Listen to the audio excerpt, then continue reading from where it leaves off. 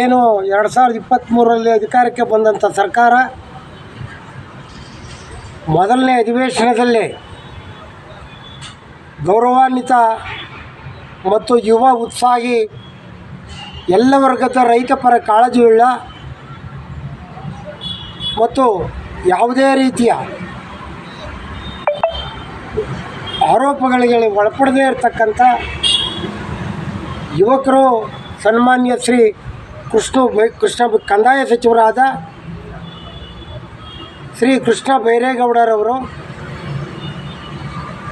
ಗೌರವಾನ್ವಿತ ಮುಖ್ಯಮಂತ್ರಿಗಳಾದ ಶ್ರೀಮಾನ್ ಸಿದ್ದರಾಮಯ್ಯನವರ ನೇತೃತ್ವದ ಮೊದಲನೇ ಅಧಿವೇಶನದಲ್ಲಿ ಕರ್ನಾಟಕ ರಾಜ್ಯದ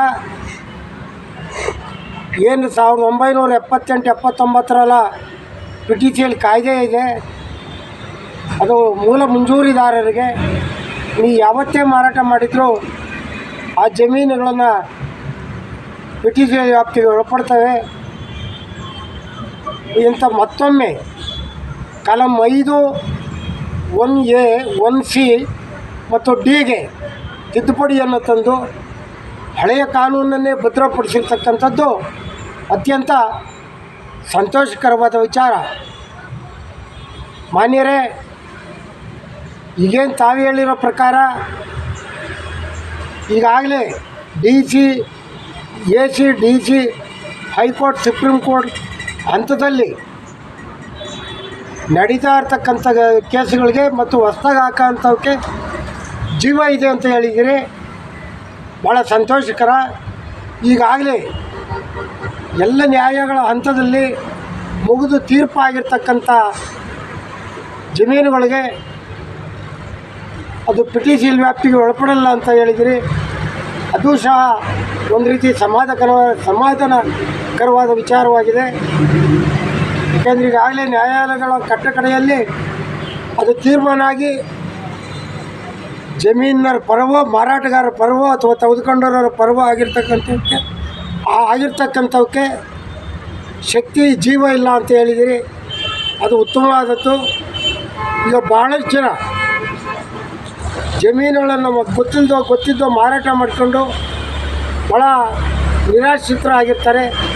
ಈಗ ಮುಂದೆ ಆಗ್ತಕ್ಕಂಥ ಕೇಸುಗಳಿಗೂ ಈಗ ಹಾಲಿ ಪ್ರಸ್ತುತ ನ್ಯಾಯಾಲಯದಲ್ಲಿರ್ತಕ್ಕಂಥವನ್ನು ಯಥಾವತ್ತಾಗಿ ನಡೆಯುವಂತೆ, ಜೀವ ಕೊಡುವಂತೆ ಮಾನ್ಯ ಉಚ್ಚ ನ್ಯಾಯಾಲಯದ ತೀರ್ಪಿಗೆ ಮತ್ತು ಸರ್ವೋಚ್ಚ ನ್ಯಾಯಾಲಯದ ತೀರ್ಪಿಗೆ ಮತ್ತೊಮ್ಮೆ ತಾವು ಅಫಿಡವಿಟನ್ನು ಹಾಕೋದ್ರ ಮುಖಾಂತರ ನ್ಯಾಯಾಲಯಗಳು ಮನವರಿಕೆಯನ್ನು ಮಾಡಿಕೊಟ್ರೆ ಅದು ಅತ್ಯಂತ ಒಂದು ಬದಲಾವಣೆಯ ಪರ್ವ ಆಗ್ತದೆ.